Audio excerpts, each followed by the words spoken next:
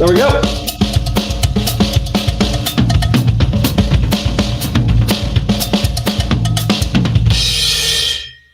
That was awesome. That was fantastic. I am Bart Robley. Welcome to Drummers Education Connection. That was the amazing Rick Stojak playing a Mozambique groove, and that had a ton of feel. Below me, speaking of feel, look at the man right below me with the hippest, absolutely coolest goatee on the face of the planet, Mr. Chip Ritter. The guy can play anything, and I bet you that felt great. And speaking of feel, off to my left, Jeremy Steinkohler, the man that came up with the idea for today's show, talking about feel. They threw it to me to kick off the show. And right now, they're all wishing they wouldn't have done that because I just blah, blah, blah, blah, blah. My name is Bart Robley, and I am coming to you guys today from Louisville, Kentucky. I'm on road with the Sam Morrison Band, and that's where I'm at right now. Hey, before we get started in today's show, we're going to do our normal thing. We talk about good things, and that's good stuff that's going on with us in our drumming world and in our lives and stuff like that. And we also would like to, encourage you to go to our Patreon page. Chip is going to put that in the comments below, and just help us keep the lights on. And we would appreciate $1, $5, whatever you can give to us would be fantastic to help us out. So good things. I'm going to throw it down to the guy that just played a fantastic groove, Rick Stojak. Rick, what kind of good things do you have going on in your life and in your drumming career today? Welcome, everybody. Well, I would have to say I learned how to pronounce Louisville. That's thanks to Bart. It's not Louisville. Louisville. Yes. And, Louisville. And the cajon drum is a cajon. Bart? Yep. Cajon. Yes. And everyone knows it's a conga, not a Congo. Not a Congo. There's no O on the end. No, that's a country. The great thing is the hurricane didn't really hit San Diego, folks. The one road flooded that always floods. It was like a regular winter storm, but it was good that they had a lot of precaution, but we were really spared. So it really hit that way east of San Diego, out in the desert where no one lives. So we're grateful for that it wasn't that big of a deal. And glad you're all right, friend. Yeah, all the best to the areas. I know Palm Springs got it pretty bad. Yeah. But we were spared here, so that's a very good thing. Good. How about you? How about you, Jeremy? I got a call this weekend on Saturday for a gig on Sunday with a group I'd never played with before. So we talked about that last week, but it was just jazz tunes and fun. Really great guitar player, great bass player. Really enjoyed it. I made a nice connection with them. They wanted to play with me some more after that, so that was really cool. And then had a rehearsal last night with one of my trios with Erica Oba, the piano player, and Chris Bastian, and it was out of sight. We got some new material that we're going to be recording in December. We nailed down a date for that. So that's pretty much it. Things are good. Good. Chip, what about you, buddy? What's happening in your neck of the woods with you? Hey guys, not much is new. I'm teaching and playing at the church. Things are going good with my students. I got a couple students that have crossed that threshold of being able to play the drums, but actually being able to play music in time with the songs. And that's always a special moment when the side of their mouth starts to smile, curl up, and they realize that they finally got it. And it's pretty cool. It's a big accomplishment on their part, and I'm proud to be a part of it. Beautiful. Sure. I forgot to say one other thing that happened this week. Two of my students got chosen as alternates for the SF Jazz All-Stars. So that's a really competitive group in San Francisco. And one of them had no expectation of getting in. He was like, I'm just doing this for the experience to go through the audition. And he got chosen as an alternate, which is a big deal. So nice. Hey, that is cool. Congratulations, Jeremy. Thanks. Great job, guys. Great teaching. How about you, Barbara? Yeah, good teaching. On tour. I'm out here on the road on tour. We're playing some great shows and playing to some really very nice crowds, and the people are very receptive and loving it. And so that's always a good time. D.E.C is fantastic. The new book is getting closer and closer to release. Going to look like it's, like I said last week, a December release.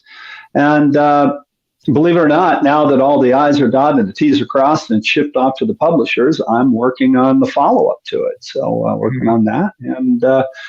And you know what? This is one of the things I've been doing here on the deck page. I've been doing these little live videos and talking about, coming different things that happen on the road. And one of the best things that happened to me recently is I bought myself a new Mac, and having a new computer on the road to work with is outstanding. I can do all my business on the road and just run things just from a different space, which is really nice. So yeah, things are great. Things are fantastic. So Apple, if you want to sponsor our show, we're all in for Apple. In Apple's. Apple. Yep. Yeah. We're in. Count us in. Yes. Hey, so today what we're going to be talking about is feel. And what I said before the show, and I said that I'll say it again during the show, I think that feel is, groove, time, and feel are the three most important things to playing the drums. It's almost become a cliche to say that. Feel, though, is the thing that is, I think it's the hardest to teach, because we can talk about rudiments and we can talk about subdivisions and eighth notes and 16th notes and eighth note triplets and quarter note triplets and how to divide something. But feel is one of those things that is the artistic part of drumming. And art is hard to teach. And I always equate it to, I won't get in a big art dissertation here, but when you start talking about art and things like foreshortening, how do you paint the tip of my finger looking big and me looking like I'm in the background? How do you do that? And I'm sure as an art teacher or a drawing teacher or a painting teacher, that's very hard to do. So talking about feel with students is hard. One of the things, or it's difficult to teach for the student to grasp. And I always say feel, to the early stages of a drum student is that, when you see a room full of people dancing, that's feel. When you go to a metal concert, people are moshing, there's a mosh pit, right? That's feel. Whatever it is that music makes you do, that's feel. But teaching that part of it, it's so hard. It is so hard. It's very difficult. So, that's what we're going to talk about today.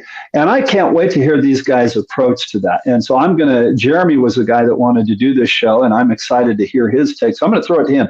Jeremy, talk to us about feel. Tell me what you think feel is, and how do you teach it to students? How do you make it a touchable thing, a real thing? How do you do that?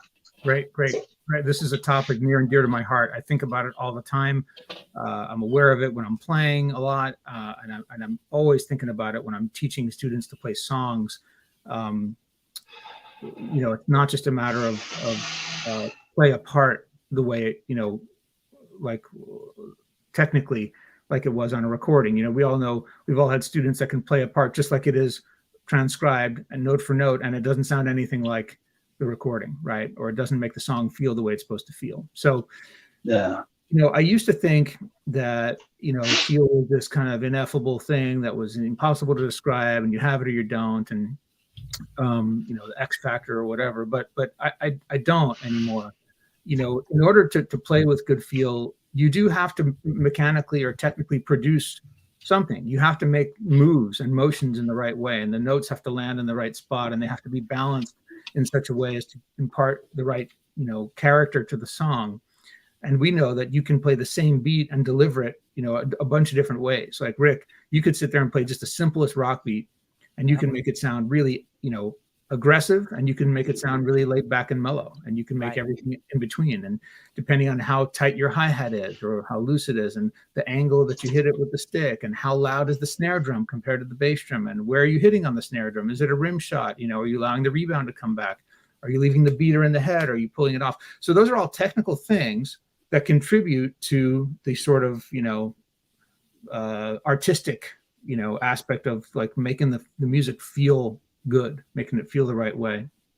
And a lot of it also has to do with, listening to music through the drummer's, filter, like you start to be more aware of like how to make things happen, because you've listened to a lot of music and you have all these different reference points for what's the vibe of the tune, so I'm speaking very generally, and I'm happy to get into specifics, but one of the most important and most overlooked aspects to me, and this is a teachable thing, of playing with good feel is being able to control the relative volume of the parts of the kit or of your individual limbs compared with each other.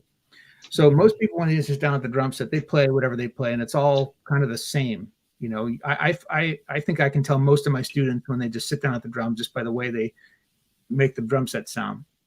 But in order to be expert at this, you really have to be able to, like, you know, set the dial, so to speak, with each limb. So I might say, so I'll give a student a song to play when they're playing along, and I'll say, okay, I want you to back off on the hi-hat about 25%. Just relax a little bit and maybe tighten it up just a tad.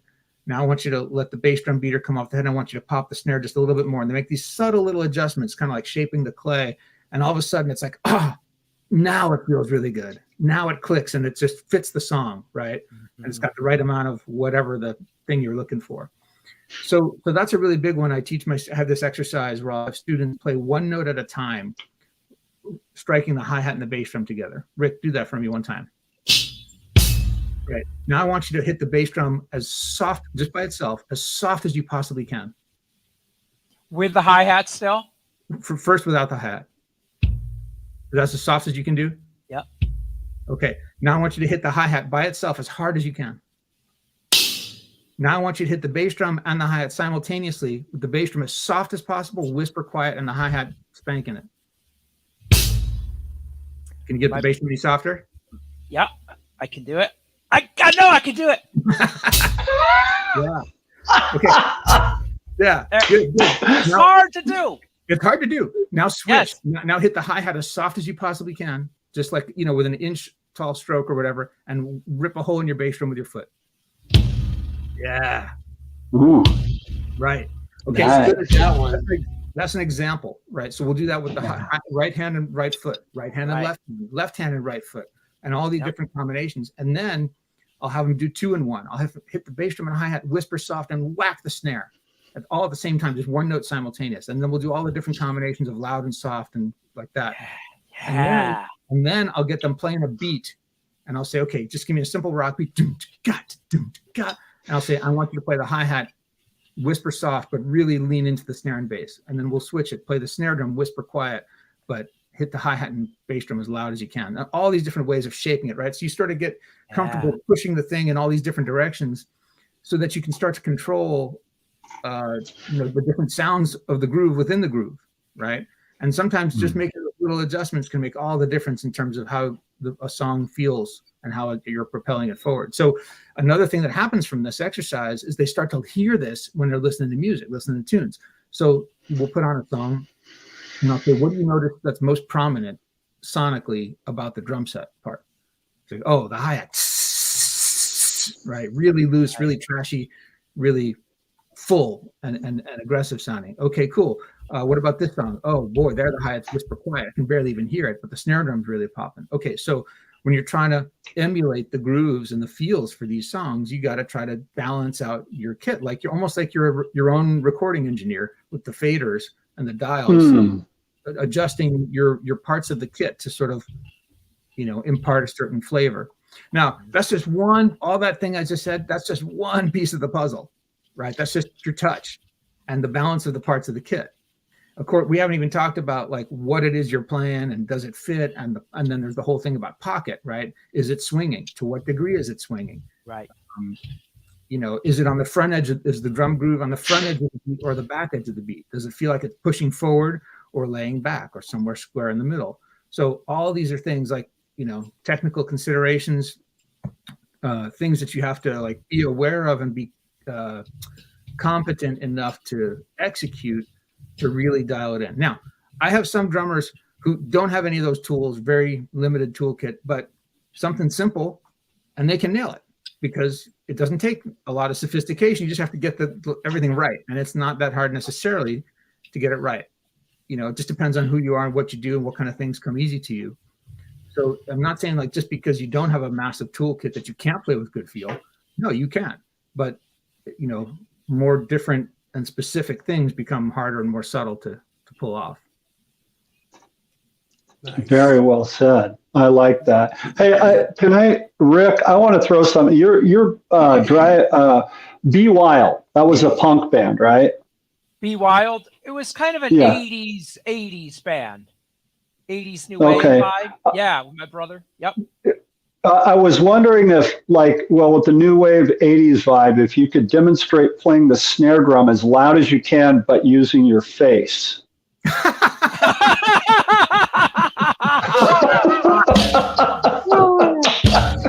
So yeah, oh look, he's doing it. He's doing it. That's beautiful. Perfect. Thank you. That was it. I just wanted to hear it, man. Listen, if you're trying to give it that 80s punk feel, you've got to play with it. You have to do it. Yeah. Sorry, I had to bring some. No, Jeremy, that's so well said. I think that the dynamic of the instruments is such an important thing. One of the things that I do, and I can think of, and I talk to my students about this a lot. In certain songs, it's really easy. I just got a practice pad here, to really almost by accident always play a backbeat as a rim shot, So like there are certain songs where when you listen to the original recording or when you record it, you don't want a rim shot. You want to be in the center of the drum to get that feel that we're talking about and that sound of the instrument, just the fullness and the body of the snare drum. Right. So in cases like that, for me, especially if it's a backbeat thing, I play traditional grip just so that I don't, because I'm less likely to whack, with a traditional grip thing. And I have people ask me, well, do you do that just for a volume thing? Well, yeah, I do, but really it's just more to just really stay focused in the center of the head. So for me, that's one of the tools that I can use to do what you're saying, and then help a little hint that I give to some of my students, so. I love that. So I'm just kind of echoing a couple things about the volume. Rick, what about you? How do you talk about feel? What do you do? Well, this kind of reminds me of that a lot of drummers really miss this stuff. They're very hung up on watching videos of drummers shredding or just working rudiments without any feel and just getting faster and faster and more showy. And this is the stuff that I think is the most important thing to work on, because if you've got the feel right, which is a very varying thing that we could get into, if you've got the feel right, that's going to make your band and your audience happy.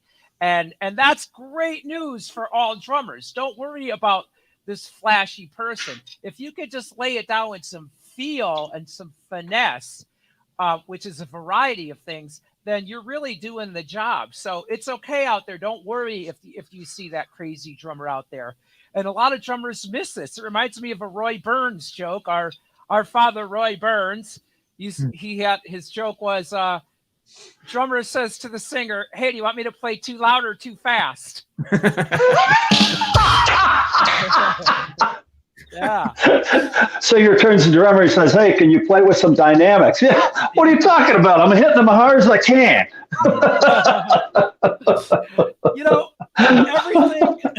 Everything Jeremy said is just, I feel it's just spot on perfect, Jeremy. Well, Thank you. Well done. The way I like to deliver that, it's a whole book. I don't shame myself plug how to build a drum groove, right? And how to build a drum groove is a list of beats. And then I find songs that use that same beat over and over and over again, where it's just a steady beat. Oh, there Rick is floating on a tom-tom. Yeah. So if we have our kick snare beat, if we have just, right? That could be so many different things. So I have a song list. There's probably 25 songs that use that from start to finish. And I've got it in order of tempo, BPM. And what we do is, one of the biggest things I emphasize is to listen. When a drummer says, "I didn't have time to practice," well, if you were driving in your car, you could be listening to the song. You could be effectively practicing just by listening. So there's no time wasted. And that's going to be some of the best practice. And that you can ever get because you're practicing listening. And then what you do Well is you said. listen. It's the same beat on paper, that kick snare with the hi-hat eights. But wait, here's 20 songs that use that. Well, now you can listen to it and say, well, what is it about the feel of this one? Right. Wow, that one, the hi-hat was way open. This one, the hi-hat was super soft, like Jeremy was talking about. And then you can also start listening to drum tones and tuning.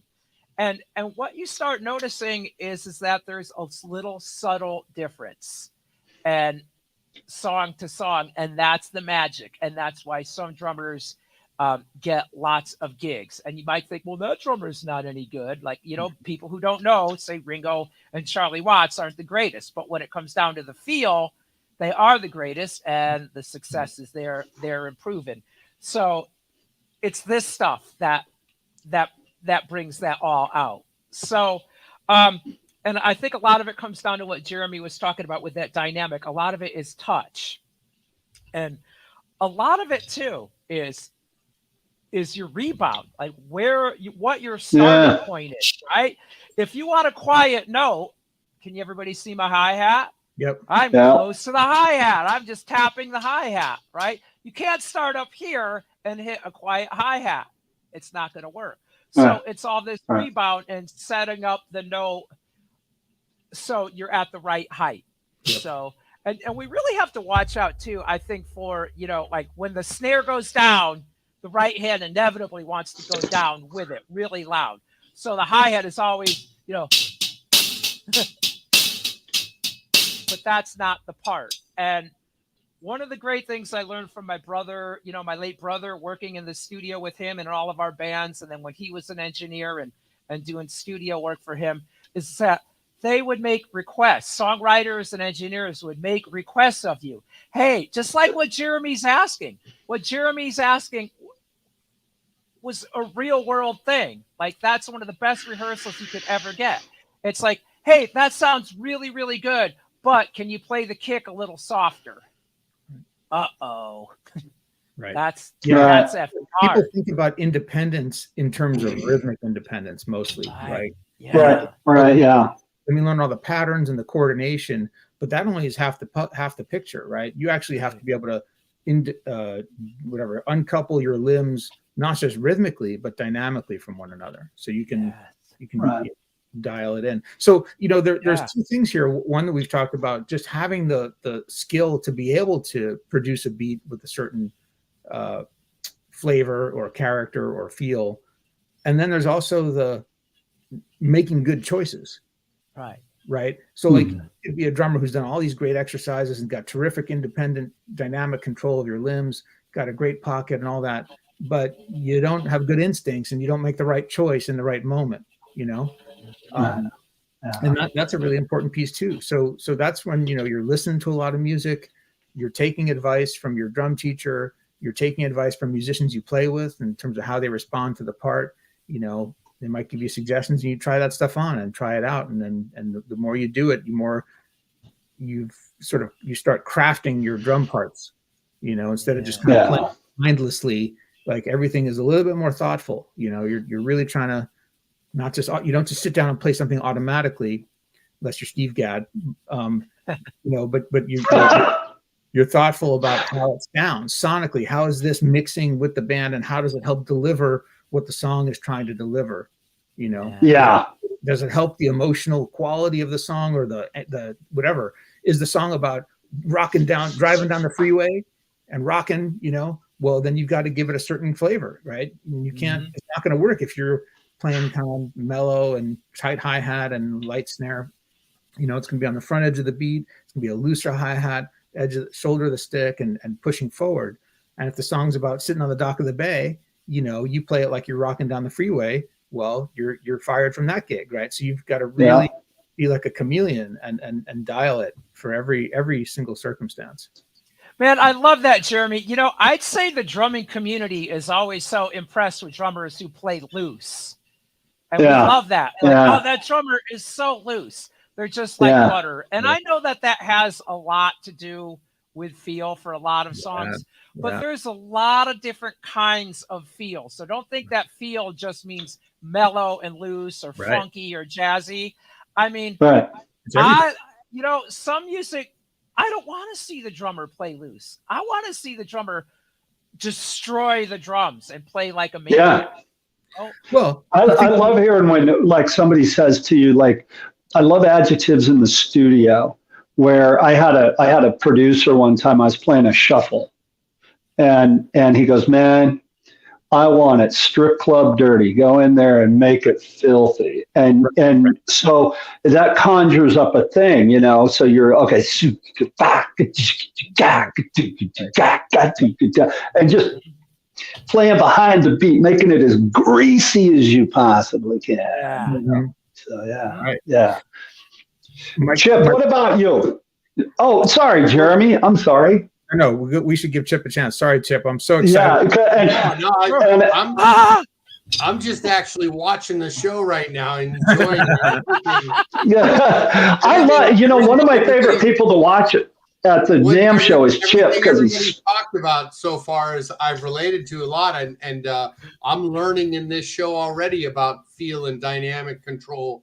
The thing that comes to my mind when it comes to teaching feel or having a student improve their feel is basically starting with that swing versus straight exercises that take your hand from all the way I get them to hit a quarter note with the right hand on the snare drum all the way through, and then alternate evenly for completely straight time, back and forth and back and forth. And then I want to get the left hand to get adjusted so it's a little bit off and then a little bit more close to shuffled in the middle, and then even tighter. Right. And I get them to run that gamut of straight to shuffle all the way through. And I get them working on that first to get them to be aware of that space between the notes in timing first. So I don't think that's necessarily feel, but I think it's one of the main skills that you're going to have. Jeremy, yeah. Well, that's beautiful, Chip. And I actually 100% think that is part of feel. Like if I do too. You can play a part with just the right dynamics and just the right, choice of notes. But if the swing thing isn't happening, if you're playing it a little too straight or a little too swung, or it's not locking with the rest of the band, the feel isn't there, right? So that's huge. And I love that exercise. I do that one too, where you're working on different degrees of swing. When I was young, when I was a teenager, I thought there was straight and there was swing, and those are two different spots, and that's it. There was one or the other. Is it straight or is it swinging? But now, of course, and that there's all different degrees on that whole spectrum of swing, like just what you demonstrated by tapping on your chest, where it can be very swung or less swung. It can be a triplet quantized thing, or it can be later, or it can be earlier. And different styles of music around the country have a different flavor with that sometimes too. Like in Chicago, in Chicago blues, the shuffle is very triplet based usually.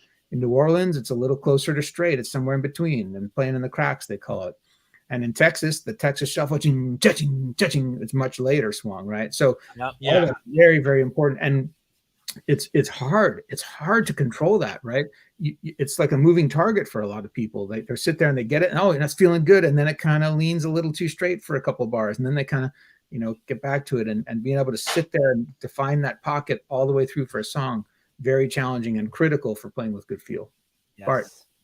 Okay, Jeremy, I'm gonna put you on the spot here. Popular songs that everybody will know. Okay, Texas Shuffle. Cold Shot, Stevie Ray Vaughan. Perfect. Chicago Blues Shuffle. Every Day I Have the Blues, B.B. King. There you go. Okay, New Orleans. Let's see. Junko Partner, Dr. John. There you go. Perfect. Line feel, but like it's right in that in between thing. That runs the gamut. Yeah. It really does. You're right, Chip. Yeah, Jeremy, really this does. is a really tricky one. Can you identify like a Kansas City shuffle within the scope of all that? So kind of like that classic double shuffle. I mean, Kansas City, the song, is a great example of that. I mean, the original was by Wilbert Harrison, which has got a little more of a loping country feel. It's not what you think of when you think of that tune, but it's been covered by Albert King and B.B. King and all these great Buddy Guy, all these great blues artists. And, cha-ching, cha-cha, cha-ching, cha-cha, cha-ching, cha-cha, that sort of standard Kansas City triplety shuffle, often played as a double shuffle. Yeah, Rick, yeah. that was a double shuffle. With the double. Right, all both hands together. Right. Show us a really tight Texas shuffle. Oh well, I'll go.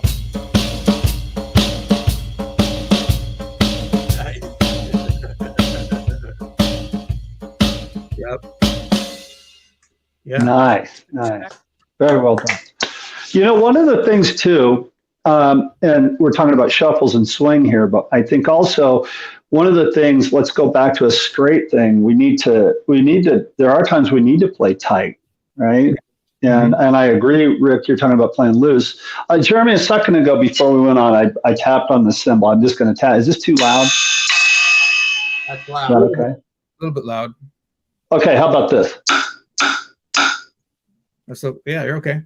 Okay, I'll play on my Rode case down here. So one of the things that, follow me on this, one of the things that me and my bass player who came in before we went on and said hi to you guys, one of the things that we really enjoy in life, one of life's little pleasures, guilty pleasures, is a Vlasic pickle. I love pickles, okay? What's that have to do with drums? I'm going to tell you. What I love about pickles is you go into the pickle jar, you want a pickle, you reach in, you pull out a spear, and you take that thing and you go, and it snaps, and it's tight sounded, and you take a bite and it snaps off in your mouth, and it tastes fantastic. Greg and I both enjoy that, and we share the same amount of passion about pickles, okay? So every once in a while, we came up with this thing. We've been playing together for 20 years. And one time after a show, we had played really well. Him and I had a great night together. He goes, man, we were so tight. That sounded like one of those pickles you take out of the jar and it snaps. So that's our new thing tonight. Or that's our new thing is after a show, we'll kind of look at each other and go, hey, man, we were snapping pickles tonight. And then other nights you'll be like, hey, man, yeah, we missed a couple of those pickles tonight. You know, we didn't snap them too well. But so here's our analogy. Here's my thing. So if I'm snapping pickles and I'm going to take a simple 4 on the floor, okay, and I'm playing a bass drum pad, a Vickford practice pad, and a Rode case, okay? Now let's say I'm snapping pickles on a 4 on the floor.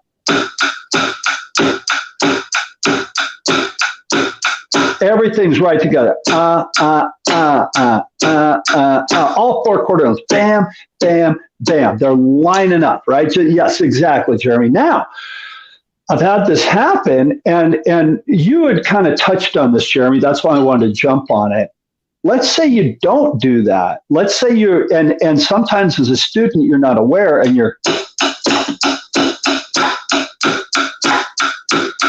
well, there, man, you can really hear it. And if you're not paying attention to it, and that's a pretty big exaggeration, but blamp, blamp, blamp, blamp, but it's really easy to flam out, right? It's really easy to. So instead of having things hit, as I would say, simultaneously, you kind of, they're flamming.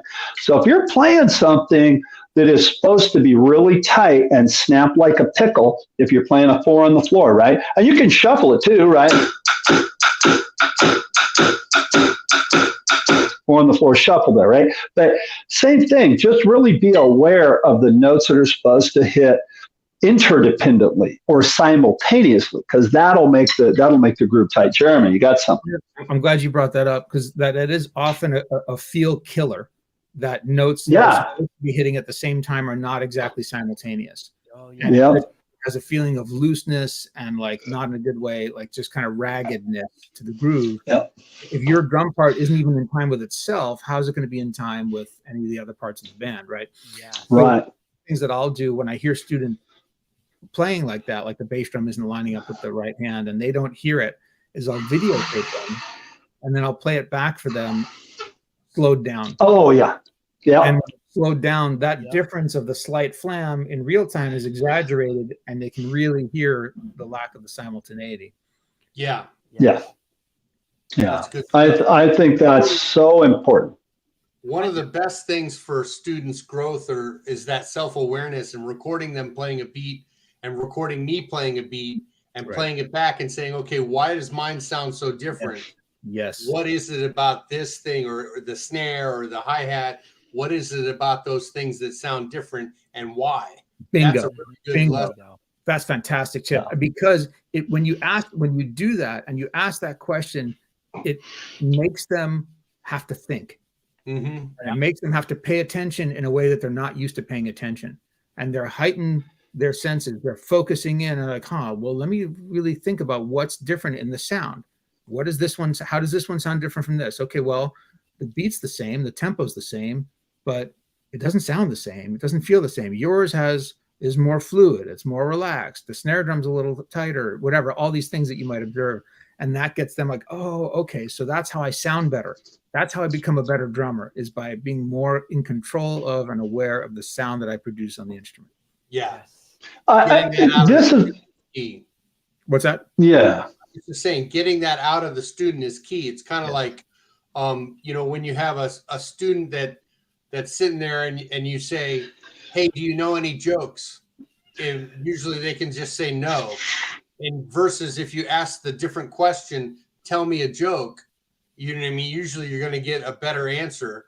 And that's just getting that awareness out of the student that they're actually paying attention to what they're doing in a different way than they were before, which is that self-awareness, which helps improve their feel. Beautiful. Yeah, Chip. This is a bit off subject, but Chip, I love that. And so I'll throw it to you first in the question. I know I teach that way. I teach a lot by asking questions, right? I'll say, why didn't that feel good to you? What did you do wrong there? Do you guys teach that way? Chip, do you do that? Is that a big part of your teaching? I definitely do that. You know what I mean? We have one of the students is playing the Move Along song where it goes doom doom doom doom doom doom doom doom doom doom, and she plays it and I record it and I play it back and I'm like, what's the difference between that and the actual song? You know what I mean? And she was just like, well, the high tom sounds a little different, you know, and then I'm like, okay, so why does it sound different? What's different about it? And she was like, well, it's ahead of the original one. You know what I mean? It's faster. You know, it sounds faster. I'm like, okay, so how would you play that slower? Give me an example of that and show me. And that's really how I work through that. When it was a huge topic, man. It's a huge topic. Yeah. Feel incorporates so many things. It does indeed. Yeah. And like I was saying, there's all that. There's a whole technical side to it. You know, like you have to have learned how to manipulate the sticks and the pedals in order to control them to produce a certain sound that is deliberate and intentional. Yeah. And it's not just this magical thing. Like there's a lot of technical pieces that need to be in place for you to do this well. Yeah. Chip. What I like to do. Oh, go ahead, Chip. No, go ahead, Chip. I was just going to say, we all have things those drum parts like Clyde Stubblefield's Funky Drummer. Mm-hmm. And no drummer plays it all the same. Everybody plays it and it sounds a little different. And sometimes you just wonder, what is it about that? And sometimes it can just be a tiny little hi-hat thing in the middle of the part that you're missing that really kind of, it's like that spice that fills the recipe just right. Yes. Yeah. Yes. Go ahead, Rick.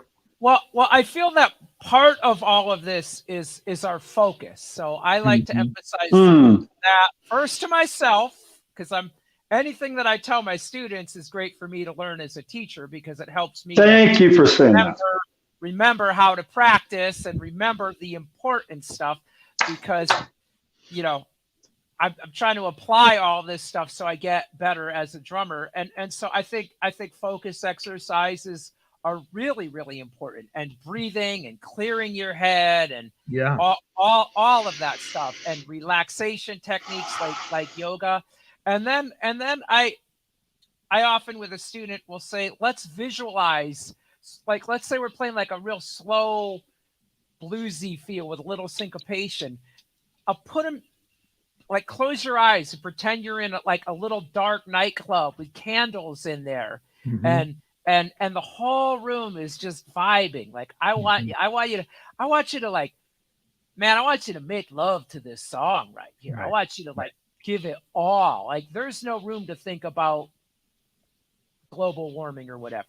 You got to be just like Yeah. in it. Well, that's a in good it. one. I like that, Rick. I use that too, because sometimes, if you're talking to a student about, oh, the angle of your stick on the hi-hat, and blah, blah, blah, it gets very technical, and like they get lost in the weeds with that kind of analysis. So sometimes you can get the result by going a sort of different direction with it, by saying, okay, I want you to play like it's, play it like you're drunk, play it like play it like you're at the beach, or play it like if it's a quiet one, play it like there's a baby sleeping in the next room, like whatever. And sometimes that gets them there, without talking about anything technical or analytical. Just trying to evoke a feeling puts them in the right mindset for how to deliver a part. Yeah, Bart, you had something. Yeah. I do, and it's something off of what you just said, Jeremy. When you said play it like you're drunk, I've told students that before, and they've never been drunk. They're young kids, and I go, okay, well, here's what I want you to do. Go and listen to. Yeah, here's a bottle of Jack. I'll never do that. No, I tell students to listen to the song "Sunspot Baby" by Bob Seger. Don't listen to the drums. Listen to the guitar player when he plays the guitar solo. He goes into this guitar solo, and it's like the guy's had just one too many gin and tonics. It's just and it's so imperfect that it's perfect. It's perfectly imperfect. And how do you explain that? And I think sometimes by listening to other instruments within a song, right? Like when you're doing something like that you said, Jeremy, play it like you're drunk. The student might get that because they can, okay, that's not a drum part, it's a guitar player, but I get that. I understand that. I think giving them a point of reference. I loved that. That was really very well said. I like the idea of getting them to listen to something other than the drums when they're listening. It gets them more experience into the other musicians, which the musician who the drummer was when he was recording it was possibly listening to the bass player while he was playing it. Right. And then that kind of coexists to produce emotion. That's really good there, Chip, because when we're conjuring drum parts, when we're crafting drum parts, we're not listening to the drums. We're listening to the guitar. Right. Yeah, that's what I'm saying. Yeah. Right. I'm just reiterating what you're saying in a different way. Like, I mean, all the things that I think to do are to fit with the rest of the band. Now, we as drummers or as students, maybe you're thinking, oh, I'm trying to get it just like that recording, but you have to keep in mind what you're really trying to do is make it sound good with the band. You're trying to deliver this whole package of music, and you're a piece of that. You're a layer of that. Right. You're one piece of that puzzle. Not just rhythmically, but sonically, in the whole mix. Yeah. The most important piece, but still a piece. By far the most right. By far. Clear about that. It goes well, drummer. Yeah. Right. Well, one of the other songs, and I'm talking about Bob Seger because I'm out on tour doing the Bob Seger stuff right now, but Hollywood Nights, right? I've taught that song to a million people. People always ask me about that song, and and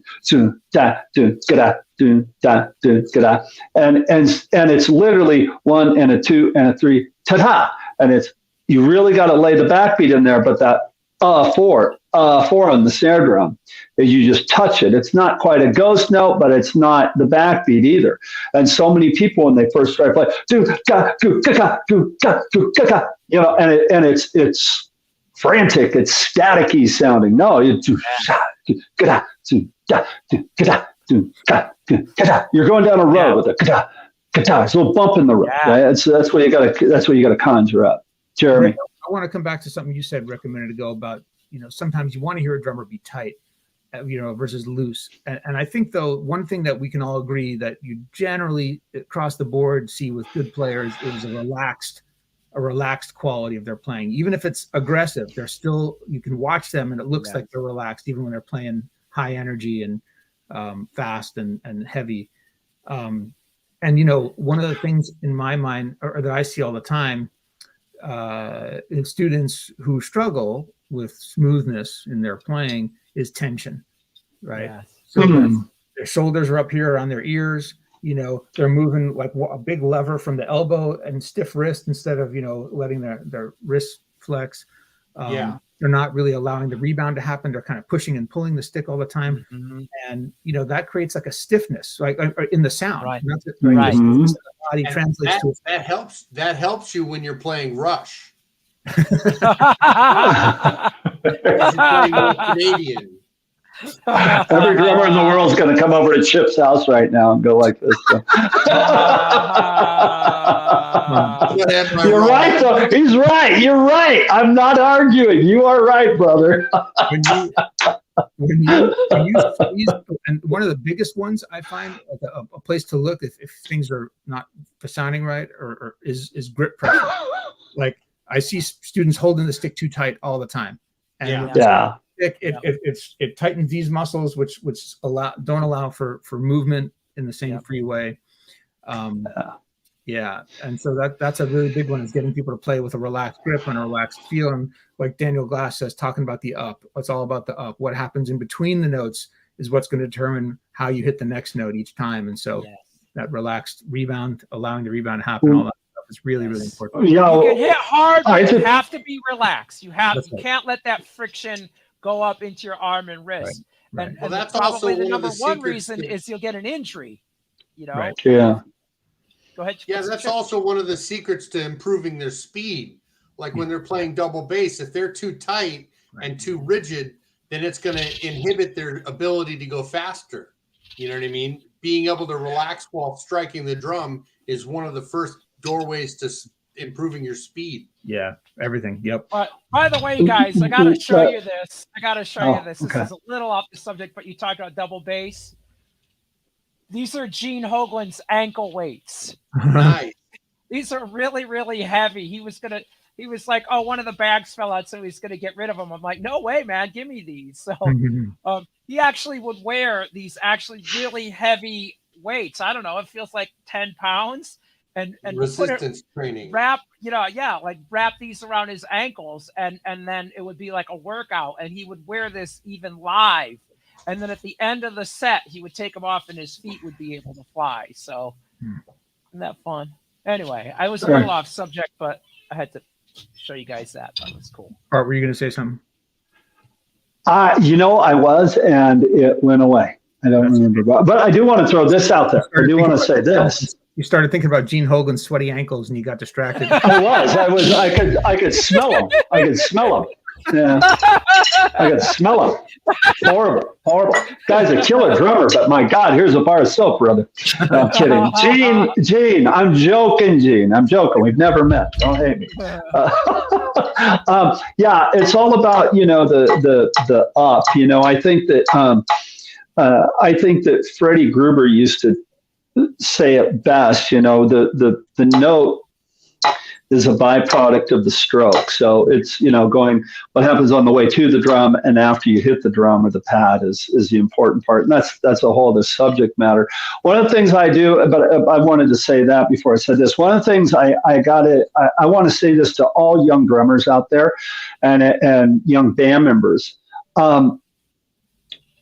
Don't practice everything that we're talking about. Like practice it daily, practice it all the time, not maybe every other day, practice it every day, work on the stuff, chip away at yourself, like Michelangelo working on a sculpture. Always try to get yourself better. However, don't sit in a room and do it by yourself for years and years and years and years and never go out live and play, because you're going to practice and you're going to practice and you're going to practice and you're going to get to where you think, okay, it's perfect. I can present myself to the world. And you're going to go out in front of an audience and the sound is going to be weird. The monitors aren't going to work. There's going to be somebody that threw up on the stage because they drank too much. There's going to be all this stuff that has happened and you're going to it's going to be awful, and it's not going to be what you practice because there's so many other elements going on around you. Practice this stuff, and the second that you have an opportunity to go play a gig, to sub on a gig, to play in your school band, to audition for the Rose Parade, whatever it is that you're going to do it. Do it, because all the practice and all the feel in the world goes out the window the second you hit that stage the first few times, and then it slowly starts working its way in. So get out there live in front of an audience as soon as you can. I highly recommend that. We had our friend Jim Royal check in with Field of Dreams drum educators, self-analysis, thumbs up. What's up, Jim? Thanks, Tom. Jim. Yeah, man, we'd love to hear your thoughts about feel and anything you do as an instructor or as a player that you're conscious of when you're thinking about this. I so want SMB to get a gig up there. I was in North Carolina the other night, and I'm like, let's keep going up. Let's go take a lesson with Jim. So bad. I want to go there so bad. Yeah. One of the things that I do want to recommend that people do, though, within this too, is really be able to practice with a click and without a click. Mm. And really, really get over the click, get on with the click, especially at the really slow tempos where there's lots of space between the notes. That's a lot harder to do than the faster stuff. And what I would do is I would record yourself with the click, without the click, and listen to it, and then try to practice. We all talked about this already, recording yourself. But I've had times where I'm playing something and they're like, that doesn't feel right, and I'll just switch and play open-handed. And they're like, they'd say, that's the wrong beat. And I'll just switch hands to the hi-hat here and the snare there, play the exact same thing, and they're like, now that feels right. Mm-hmm. Yeah. You know what? I know what I was going to say a minute ago. Last night, I watched a video on Drumeo of Steve Smith talking about playing the part to Separate Ways and how he broke it down. And Steve Smith, in my opinion, Steve Smith and Todd Zuckerman right now, I'm not taking anything away from Weckler or any of those guys, but Steve Smith and Todd Zuckerman are at the top of the game of talking about hand technique and teaching hand technique and watching their touch. Rick, you mentioned touch on the drums. Go to Drumeo and watch the video of Steve Smith breaking down Separate Ways. And he plays it pretty much like he did on the, that would have been on the Escape record, right? Yeah, it's on the Escape record. No, it's on Frontiers. Separate Ways is on Frontiers. And he played it pretty much like that, but he even said in there, I've changed it up a little bit now that and this was, when he did that tour with them a few years ago. And the technique that he applies to the toms and the way he moves around the kit is so flawless, and it is the perfect feel. You go watch it, it's like, oh my God, his feel on it was so perfect. That's a great example of feel. And talk about a driving song. It's a 4 on the floor, and the way that he came up and orchestrated the drum part, because it truly is. You take all the music away and just listen to the drums, and it in of itself is a piece of music. It's fabulous, fabulous. So go check that out. That's a great example of feel. So guys, real quick, you said, Bart, Steve Smith, Todd Zuckerman. Chip, who are your top 2 or 3 feel players when you think of drummers who play with great feel? Oh man, I gotta say Phil Rudd from AC/DC has a really solid swinging type of rock beat, and his snare drum is just like microsecond behind, which just sinks in the pocket. I think John Bonham has great feel. Mm-hmm. He's got a really loose hi-hat approach. You know what I mean? And it just really makes it sound good. And I don't know who the drummer is for this one, but one of the best shuffles I've ever heard, I use as a North Star for shuffles, two-handed shuffles, is the drummer that played for Freddie King on Lonesome Whistle Blues. Yeah, Freddie King. Something about that shuffle that's just so greasy and deep that I love it. I love to get students to try to emulate that for improving their feel. Chip Ritter for president. That's right. Yeah. Perfect, dude. Perfect. Well said. Yep. Yeah. Rick, how about you? Rick, what about you? I'm going to go with my good buddy, my mentor and friend, who I studied with and learned so much from, Zorro. Zorro, the funky drummer. I knew it. Zorro's feel, just check out videos of him, like in his clinics or anything live. There's some magic. It's so buttery. You can't believe it's not butter. I mean, it's just amazing. Yeah, man. And you know what? He took a deep dive into soul and R&B. He knows all of that music. He knows it inside and out. He knows all of the bands, all of the artists. He could listen to anything hip hop and know where the drum beat came from. Oh, I know that drum beat. That was Clyde Stubblefield on this song. Right. So super, super well studied.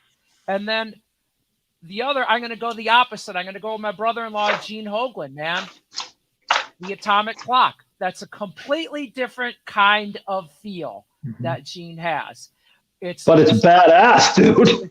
Driving. It's like a clock. It's so precise. It's a big wall of sound. And every once in a while, he's got just this subtle swing in it. And it's not what all of the other metal drummers are doing. And it's just amazing.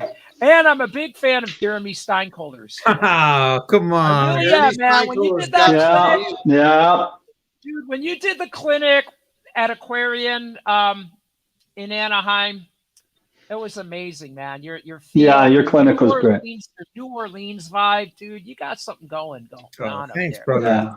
I thank you. And I'm honored. I gotta say this too. The man below me, I've watched him many a days at the NAMM show, swinging and stinging and flipping sticks, and Chip's feel is outstanding. I mean, we've all seen him at the NAMM show.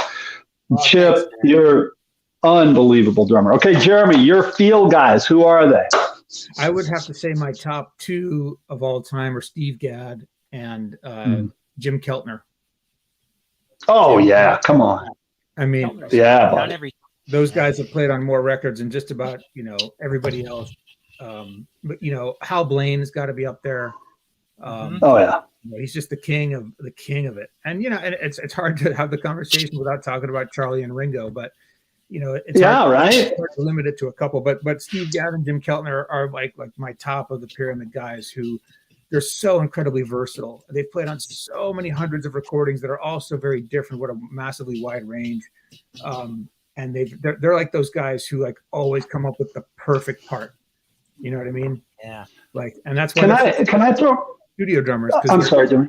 Their instincts, their touch, their feel, their pocket, they're just unsurpassed. Yeah.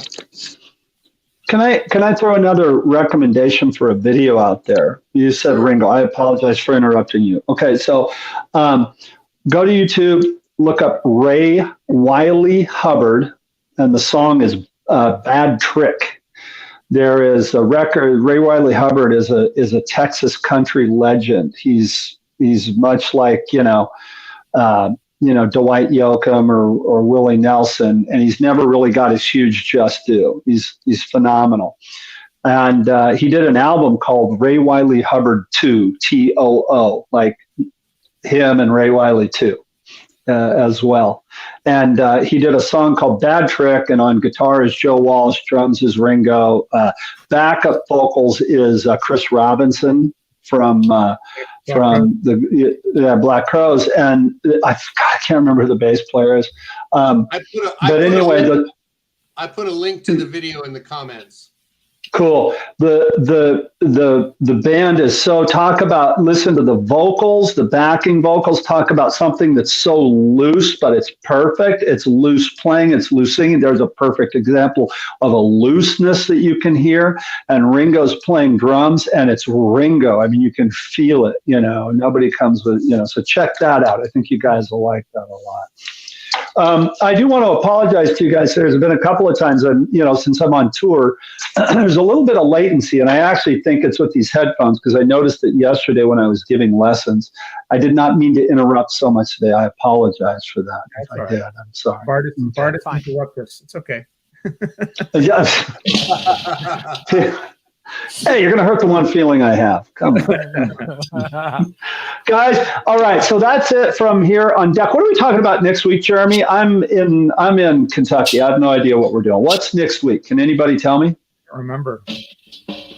Okay, next week we will be here. Rick is going, he'll be in Florida. Now, here's the question that we had before we came on. I'm in Kentucky. You're going to be in Florida. Why? You can't do a deck show? You can't? You're hanging with Mom. I'll be on the beach with my mom, man. There you go. That's awesome. Well, from Deck, tell your moms we said hello. Everybody, thank you for watching. Please check us out next week where we'll be talking about something to do with drums. Rick, play us out. Give us something with feel, baby. Come on. All right, Hollywood Nights.